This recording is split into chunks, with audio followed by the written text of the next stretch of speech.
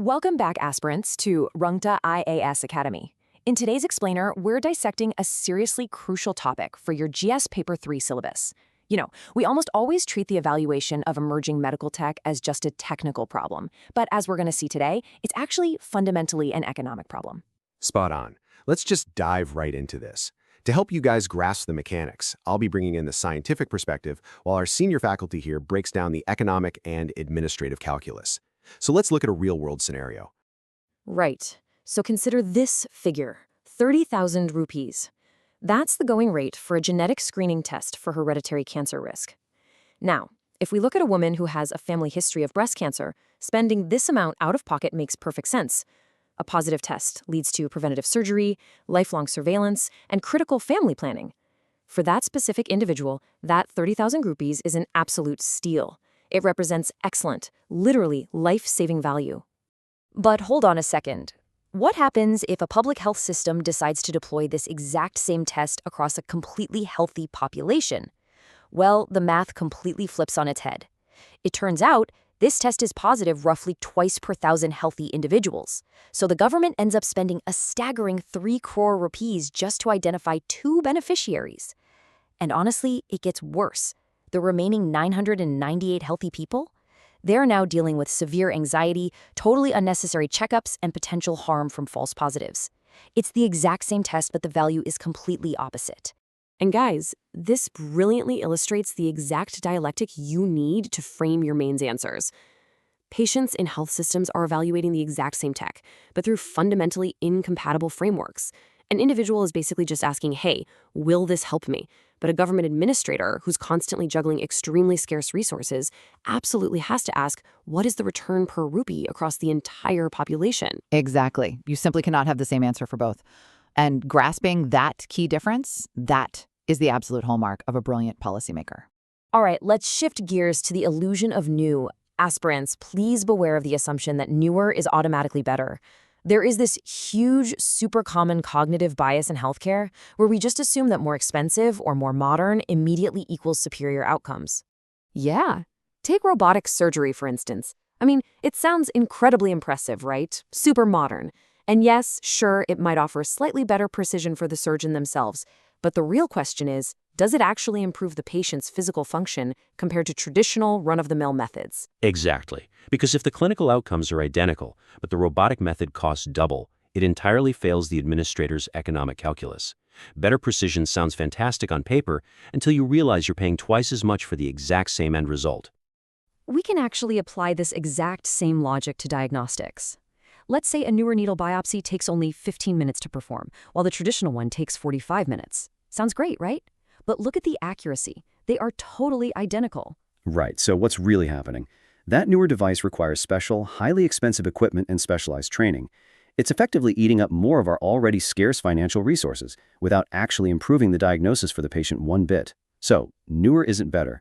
Better is only when the outcomes actually change. And this brings us to a really critical concept for your exams, the recovery burden. With newer cancer drugs, the actual survival rate might only improve by just a few months. But the cost? It skyrockets from 1 to 2 lakh rupees a month for older drugs to a massive 5 to 10 lakh rupees a month. Right, so the crucial point we have to look at here is quality of life. Extending a patient's lifespan by 3 months, but causing severe cognitive impairment, completely taking away their ability to work, and forcing them into weekly hospital visits. That isn't automatically superior to extending their life by 2 months on older, far cheaper drugs where the side effects are actually manageable at home. The quality of days matters just as much as the quantity of days. Okay, moving on to safety, risk, and off-label usage. When you're sitting down to write your governance and ethics answers, these are the crucial regulatory dimensions you absolutely must address. You see, healthcare is totally different from buying consumer goods because the stakes are permanent. You literally can't undo an implant. Because of that, a medication or device that has 30 years of documented outcomes across millions of patients, that carries substantially less risk than some shiny newer option that only has 3 years of data from just a few hundred people. History really, really matters when you're putting something permanent into the human body. And unfortunately, this is exactly where policy gaps become fatal. Let's look at a highly relevant case study regarding off-label usage. Now, off-label use is totally legal in India, but the evidence supporting it is often dramatically weaker. For example, Expandable metal stents were originally approved for biliary ducts, but doctors started using them off-label in blood vessels. Science faculty. And the critical issue here is that the mechanical environments of a duct versus a blood vessel are completely different. This off-label use caused horrific vessel ruptures and cardiac complications. It tragically resulted in at least 13 deaths before regulators finally stepped in and intervened. It just goes to show, a technology that is absolute genius in its approved context can fail catastrophically the second you take it outside of that. Which leads us to our final takeaway, becoming the informed administrator. So what's the bottom line for you guys as future policymakers? Well, medicine isn't unique just because it requires difficult trade-offs. It's entirely unique in its stakes. If you make a bad stock investment, your portfolio can eventually recover. But a bad medical technology decision, that becomes a permanent part of your body and your medical record, forever.